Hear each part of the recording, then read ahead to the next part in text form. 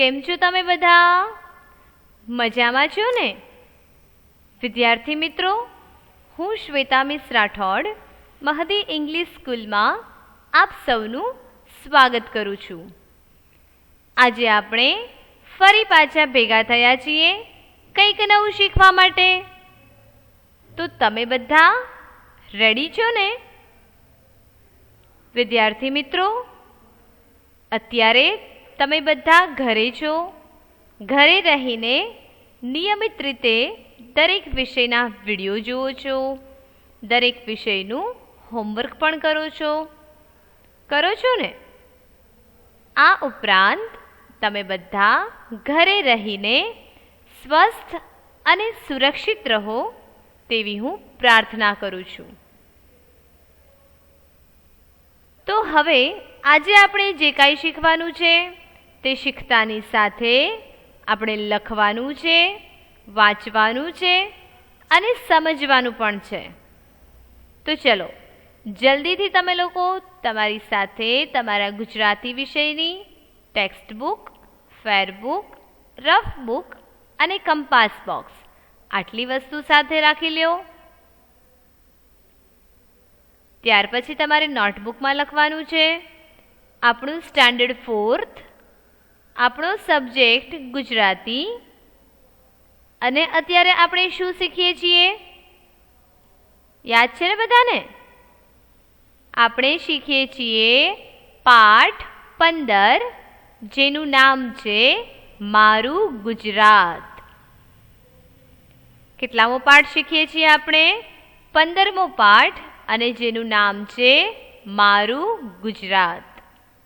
આ પાઠની સમજૂતી આપણે જોઈ ચૂક્યા છીએ, બરાબર ને? સૌથી પહેલા આપણે ગુજરાત રાજ્યનો નકશો જોયો હતો. તેમાં રહેલ વિવિધતામાં એકતા વિશે જાણ્યું હતું. ત્યાર પછી સમગ્ર પાઠની માહિતી મેળવી છે, તેની સમજૂતી મેળવી છે અને આ પાઠના સ્વાધ્યાયની પણ શરૂઆત કરી ચૂક્યા છીએ. જેમાં આપણે શું શીખ્યા છીએ તેનું એક વખત રિવિઝન કરી લઈએ. ત્યાર પછી આજે આપણે જે આગળ નવા પ્રશ્ન શીખવાના છે તે શીખીશું, બરાબર? પાઠની સમજૂતી શીખ્યા પછી આપણે સ્વાધ્યાયની શરૂઆત કરી છે. તેમાં શબ્દાર્થ શીખી ચૂક્યા છીએ. ત્યાર પછી સવાલ જવાબ શીખી ગયા છીએ અને ખાલી જગ્યા પણ શીખી ગયા છીએ. તો ખાલી જગ્યાનું એક વખત રિવિઝન કરી લઈએ. ત્યાર પછી આગળના નવા પ્રશ્નો આપણે શીખીશું, બરાબર? તો આપણા સ્વાધ્યાયનો ત્રીજો પ્રશ્ન છે. પહેલો પ્રશ્ન હતો શબ્દાર્થ, બીજો છે સવાલ જવાબ અને ત્રીજો પ્રશ્ન છે ખાલી જગ્યા. તો તેમાંની પહેલી ખાલી જગ્યા છે ગુજરાતનું મોટું બંદર ખાલી જગ્યા છે. ગુજરાતનું સૌથી મોટું બંદર કયું છે? હવે તો તમને બધાને ખ્યાલ જ હોવો જોઈએ. આપણે એક વખત શીખી ગયા છીએ, લખી પણ નાખ્યું છે અને હોમવર્ક પણ કર્યું હશે. કર્યું છે ને તમે? તો શું આવશે જવાબમાં? તેનો જવાબ છે કંડલા. ગુજરાતનું મોટું બંદર કંડલા છે. ત્યાર પછી એક લાઈન છોડીને તમે લખ્યું છે બીજી ખાલી જગ્યા, ગુજરાતની મોટી નદી ખાલી જગ્યા છે. ગુજરાતની સૌથી મોટી નદી કઈ છે? તો એ છે નર્મદા નદી. કઈ નદી? નર્મદા નદી, જે ગુજરાતની સૌથી મોટી નદી છે. અને ભારતની સૌથી મોટી અને લાંબી નદી કઈ છે? તો એ છે ગંગા નદી. અને ગુજરાતની છે નર્મદા નદી. ત્યાર પછી ત્રીજી ખાલી જગ્યા, ગુજરાતનું પાટનગર ખાલી જગ્યા છે. આ તો હવે બધાને ખબર હોવી જોઈએ. ખ્યાલ છે ને તમને બધાને? ઓલમોસ્ટ બધા સ્ટુડન્ટ્સને આવડે છે. ગુજરાતનું પાટનગર ગાંધીનગર છે. કયું છે? ગાંધીનગર શહેર એ ગુજરાતનું પાટનગર છે. ખ્યાલ આવ્યો? ત્યાર પછી એક લાઈન છોડીને ચોથી ખાલી જગ્યા જેમાં લખ્યું છે ગુજરાત ભારતની ખાલી જગ્યા બાજુએ આવેલું છે. ગુજરાત ભારતની ખાલી જગ્યા બાજુએ આવેલું છે. તો તેમાં શું જવાબ આવશે? વિચારો તો. બાજુ પૂછી છે એટલે કે ત્યાં આપણે શું લખવાનું છે? કોઈ એક દિશાનું નામ, ડિરેક્શન નેમ. તો શું આવશે ત્યાં? જવાબમાં આવશે પશ્ચિમ દિશા. એટલે કે પશ્ચિમ બાજુએ ગુજરાત આવેલું છે. ત્યાર પછી પાંચમી ખાલી જગ્યા આપણા રાષ્ટ્રપિતા ગાંધીજી છે. બરાબર ને? આ તો બધાને આવડે જ છે અને ખબર જ હોવી જોઈએ આપણને. જો આપણા લેસનમાં આવે છે એટલે આપણે યાદ રાખવું એવું નથી. ગુજરાત વિશે માહિતી છે અને આપણે ગુજરાતમાં રહીએ છીએ તો આ આપણે યાદ રાખવું જ જોઈએ. આપણને ગમે ત્યારે આ પૂછે આપણને ખબર હોવી જ જોઈએ. જનરલ નોલેજ છે, આટલી વસ્તુ આપણે ગુજરાતમાં રહીએ છીએ એટલે આપણે યાદ રાખવી જ પડે અને ખબર જ હોવી જોઈએ. બરાબર? ત્યાર પછી છઠ્ઠી ખાલી જગ્યા અહીં લખ્યું છે ગુજરાત અનેક મહાપુરુષોની ખાલી જગ્યા છે. ગુજરાત અનેક મહાપુરુષોની ખાલી જગ્યા છે. તો વિચારો ત્યાં શું આવશે જવાબમાં? મેં શું શીખવાડ્યું છે તમને?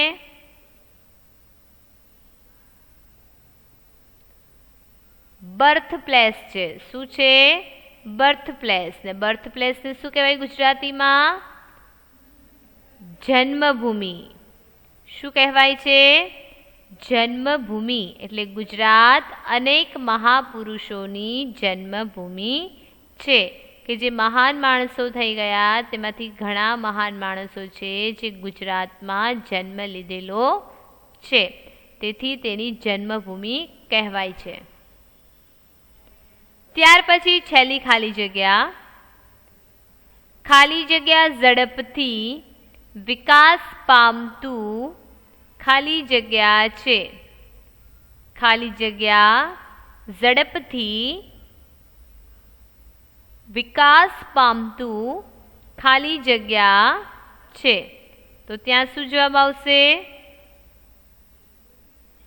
તો ગુજરાત ઝડપથી વિકાસ પામતું રાજ્ય છે. સાચો જવાબ છે આપણો. તો ચલો 7 ખાલી જગ્યા છે આ પાઠમાં અને એ 7 ખાલી જગ્યાનું રિવિઝન આપણે કરી લીધું.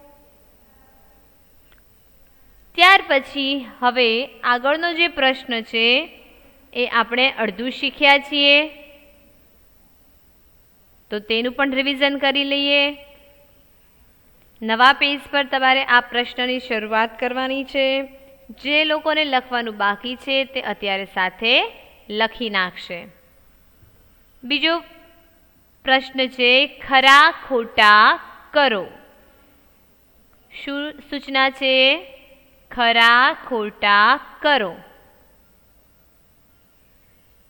જે આપણે શીખી ગયા છીએ અને તેનું એક વખત રિવિઝન કરી લઈએ. તેમાં પહેલું વાક્ય છે ગુજરાતનો દરિયા કિનારો વિશાળ છે. તો જવાબ શું આવ્યો છે? સાચું. બરાબર. કારણ કે ગુજરાતનો દરિયા કિનારો ખરેખર ખૂબ જ વિશાળ છે જ. કેટલા કિમી છે તમને ખ્યાલ છે? કેટલા કિલોમીટર વિશાળ છે? ખ્યાલ છે કોઈને? તો ગુજરાતનો દરિયા કિનારો 1600 કિલોમીટર લાંબો છે. કેટલા કિલોમીટર? 1600. 1600 કિલોમીટર. 1600. તો એમાં આપણે સાચું કર્યું છે. ત્યાર પછી બીજું વાક્ય છે અમદાવાદ, વડોદરા, સુરત, રાજકોટ વગેરે ગુજરાતના મોટા શહેરો છે. તો આ વાક્ય પણ સાચું છે. તેથી આપણે તેની સામે રહેલ બોક્સમાં રાઈટ કર્યું છે, સાચાની નિશાની કરી છે, એટલે કે ખરું કર્યું છે. બરાબર. ત્યાર પછી ત્રીજું વાક્ય છે ગંગા નદી ગુજરાતની મોટી નદી છે. ગંગા નદી ગુજરાતની મોટી નદી છે.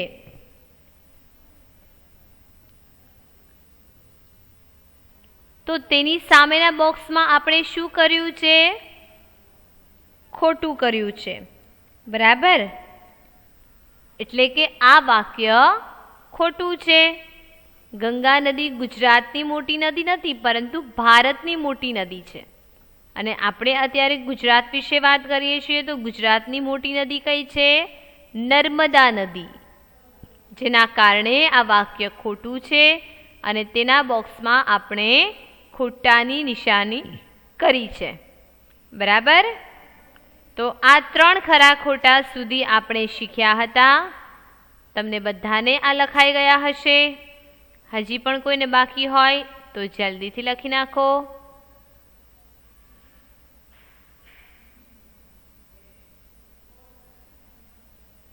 લખ્યું બધાએ?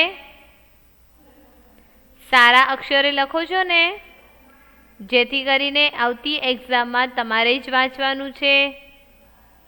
જો સારા અક્ષર હશે તો તમે વાંચી શકશો.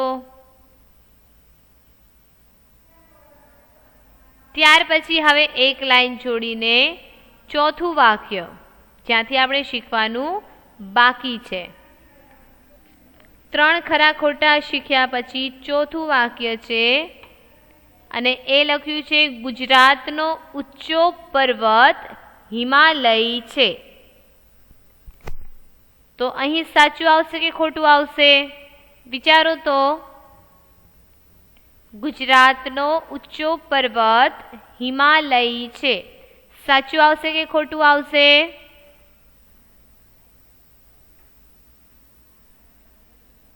ઘણા સ્ટુડન્ટ્સને ખ્યાલ છે. તો ત્યાં આવશે ખોટું. શું કરવા ખોટું આવ્યું? કારણ કે ગુજરાતનો ઊંચો પર્વત ગિરનાર છે, હિમાલય નહીં. બરાબર. હિમાલય તો ભારતનો ઊંચો પર્વત છે, દેશનો. પરંતુ અહીંયા ગુજરાતની વાત કરવામાં આવે છે તો ગુજરાતનો સૌથી ઊંચો પર્વત છે ગિરનાર. તેના કારણે આ વાક્ય ખોટું છે અને આપણે બોક્સમાં ખોટું કરવાનું છે. તો ચલો લખી નાખો. ત્યાર પછી એક લાઈન છોડીને 5મું વાક્ય, અહીં લખ્યું છે ગુજરાતનું પાટનગર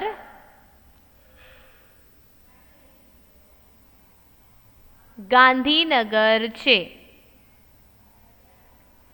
5મું વાક્ય ગુજરાતનું પાટનગર ગાંધીનગર છે.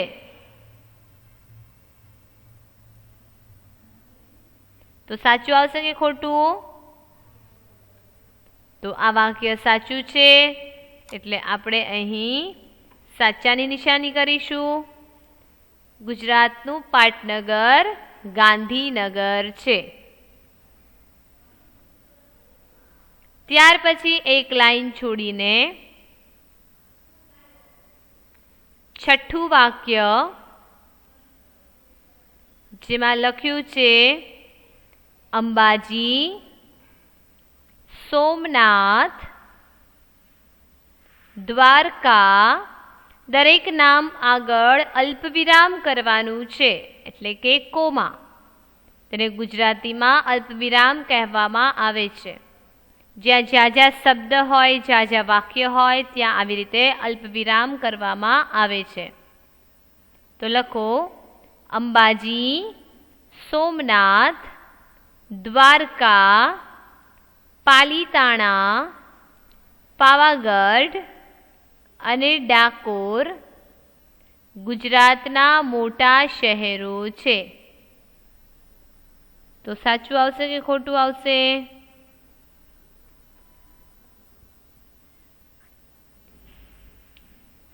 આજે બધા આપણે નામ બોલ્યા એ શહેરો છે. શું છે તે? અહીં લખ્યું છે ગુજરાતના મોટા શહેરો છે. તો શું સાચું છે આ?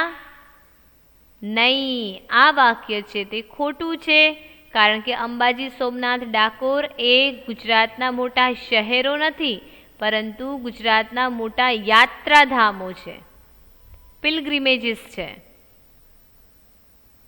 જ્યાં લોકો દર્શન કરવા જાય છે, મનોકામના પૂરી કરવા જાય છે. બરાબર? તો આ વાક્ય છે તે ખોટું આવશે. તો આપણે બોક્સમાં ખોટાની નિશાની કરી નાખી છે. ચલો તમે પણ આ વાક્ય લખીને સામે બોક્સમાં ખોટાની નિશાની કરી નાખો. લખ્યું બધાએ? 6 ખરા ખોટા શીખ્યા છીએ આપણે. ત્યાર પછી એક લાઈન છોડીને 7મું વાક્ય રાષ્ટ્રપિતા ગાંધીજી, રવિશંકર મહારાજ એ ગુજરાતના મોટા સપૂતો છે. તો તેની સામેના બોક્સમાં સાચું આવશે કે ખોટું આવશે? ગાંધીજી, સરદાર વલ્લભભાઈ પટેલ, રવિશંકર મહારાજ તે ગુજરાતના સપૂતો છે. સાચું છે ને? તો ચલો આપણે ત્યાં બોક્સમાં સાચાની નિશાની કરી નાખશું. લખ્યું તમે લોકોએ?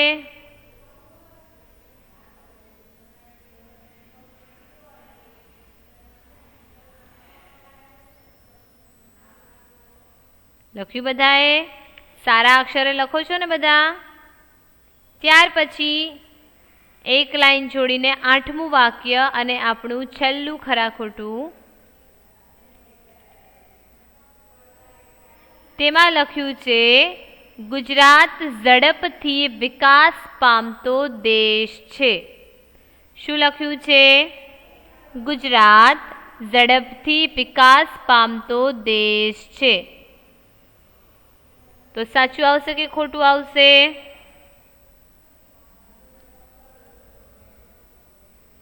જો અહીં લખ્યું છે ગુજરાત ઝડપથી વિકાસ પામતો દેશ, તો શું ગુજરાત એ દેશ છે?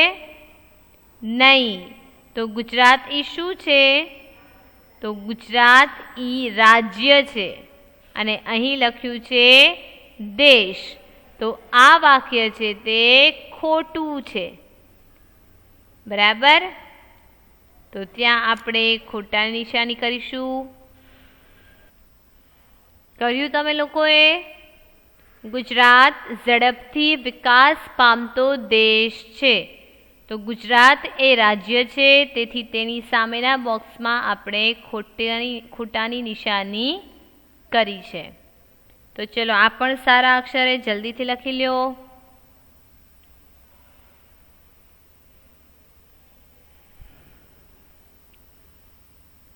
લખો છો ને બધા?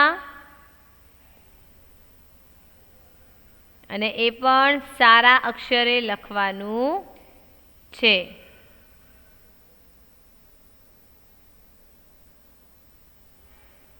લખ્યું.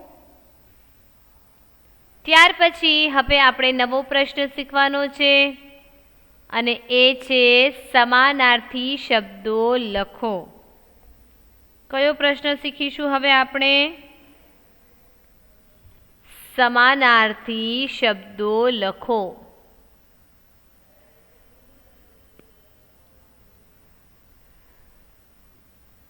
લખ્યું. સમાનાર્થી શબ્દો લખો.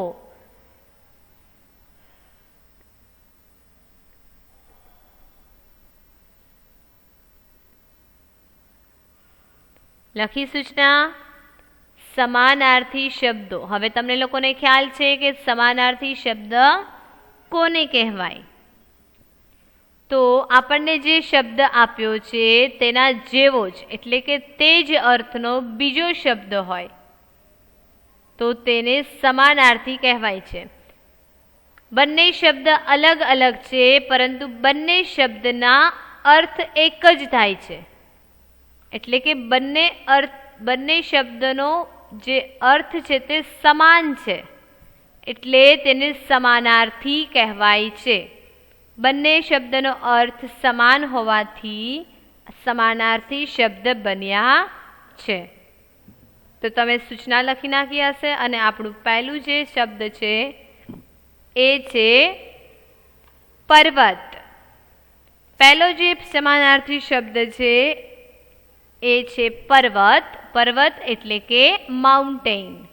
આપણે ડુંગર કહીએ ને એ. તો પર્વતનું સમાનાર્થી શબ્દ શું છે? પહાડ. પર્વત એટલે પણ ખૂબ જ મોટો અને ઊંચો જે માઉન્ટેન આપણે કહીએ ને એ પથ્થરનો હોય તો એવું જ જે વસ્તુ છે એને પહાડ પણ કહી શકાય છે. શું કહેવાય છે? પહાડ. તો પર્વતનું સમાનાર્થી છે પહાડ. તમારે તમારી નોટબુકમાં પહેલાં આ સૂચના લખવાની, ત્યાર પછી નંબર 1 કરીને પર્વત ડેશ પહાડ. ત્યાર પછી એક લાઈન છોડીને બીજો શબ્દ તો એ છે રાજધાની ડેશ પાટનગર એટલે કે કેપિટલ. કેપિટલ ઓફ ગુજરાત અને એ છે પાટનગર. બરાબર. કયું છે? ગાંધીનગર. ગાંધીનગરને પાટનગર પણ કહી શકાય અને રાજધાની પણ કહી શકાય. ઇંગ્લિશમાં કેપિટલ કહેવાય છે અને તેના ગુજરાતીમાં બે અર્થ છે. એક તો રાજધાની અને તેના જ જેવો સમાન અર્થવાળો શબ્દ છે એ છે પાટનગર. બરાબર. ત્યાર પછી એક લાઈન છોડીને ત્રીજો શબ્દ છે પ્રસિદ્ધ. સૌથી પહેલા પની નીચે રેફ, સને રસ બસી, અડધો ધ અને આખો ધ. પ્રસિદ્ધ. તો તેના બે અર્થ છે. એમાંનો પહેલો અર્થ છે પ્રખ્યાત. ખ અડધો કરી તેને ય સાથે જોડવાનો છે. પ્રખ્યાત ઓબ્લિક જાણીતું. ફેમસ તેનો ઇંગ્લિશ મિનિંગ છે ફેમસ અને ગુજરાતીમાં તેને પ્રસિદ્ધ કહેવાય છે. તો પ્રસિદ્ધના સમાનાર્થી શબ્દ બે છે જેમાં પહેલું છે પ્રખ્યાત અને જાણીતું. આ ત્રણેય નામનો ઇંગ્લિશ મિનિંગ છે ફેમસ. જે પ્રસિદ્ધ વસ્તુ છે, જે ફેમસ વસ્તુ છે એ. બરાબર. અમદાવાદમાં કાંકરિયા તળાવ છે તે ફેમસ છે. બધાને તેના વિશે ખબર છે, બધાએ તેનું નામ સાંભળ્યું છે. ઓલમોસ્ટ બધા ત્યાં ફરવા પણ ગયા હશે તો તેને ફેમસ કહેવાય. અને ફેમસ એટલે પ્રસિદ્ધ. તો કાંકરિયા તળાવ તે પ્રસિદ્ધ છે, પ્રખ્યાત છે અને જાણીતું છે. ત્યાર પછી ચોથો શબ્દ છે ડુંગર.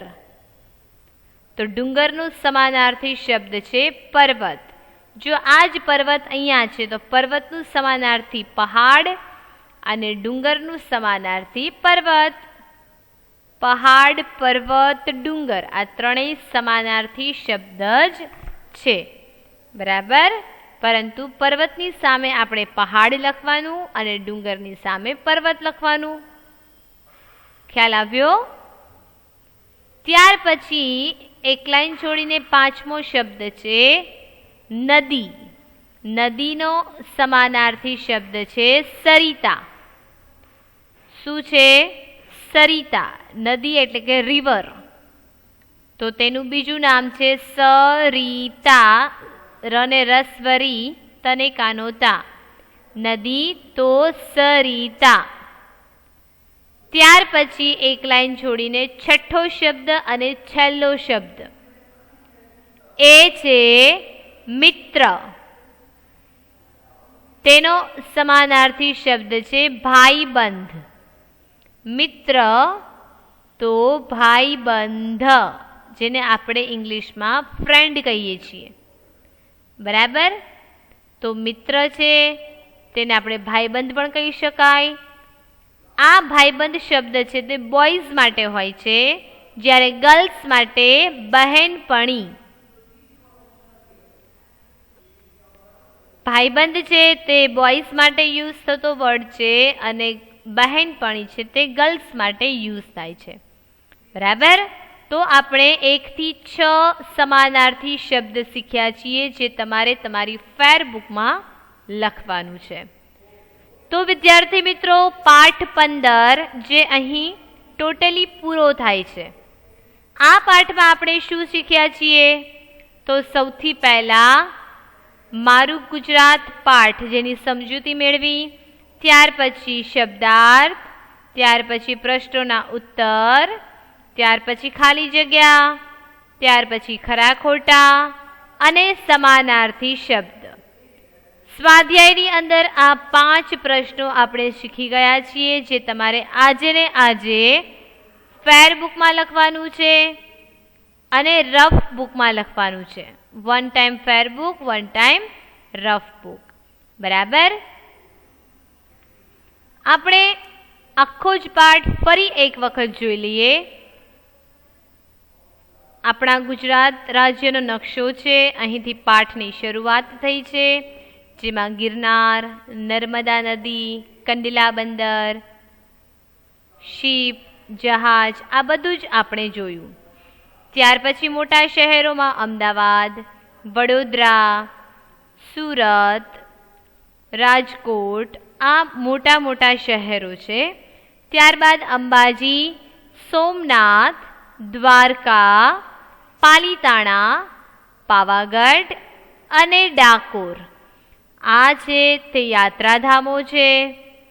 ત્યારબાદ ગાંધીનગર, જે આપણા ગુજરાત રાજ્યનું પાટનગર છે, જે સાબરમતી નદીના કિનારે આવ્યું છે.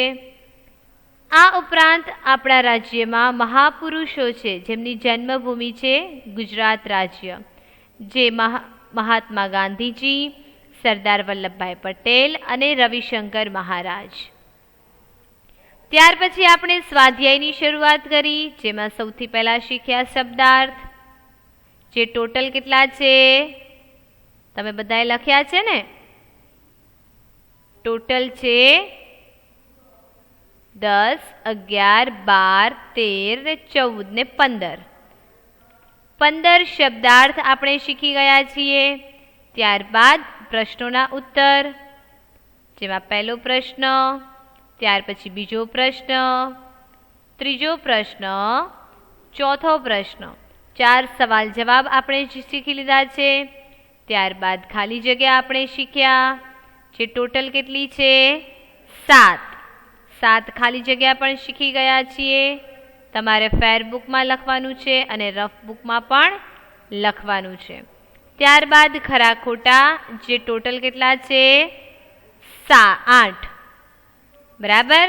તો એ પણ શીખ્યા. અને છેલ્લે શીખ્યા સમાનાર્થી શબ્દ, જે કેટલા છે? 6 સમાનાર્થી શબ્દ આપણે શીખ્યા છીએ.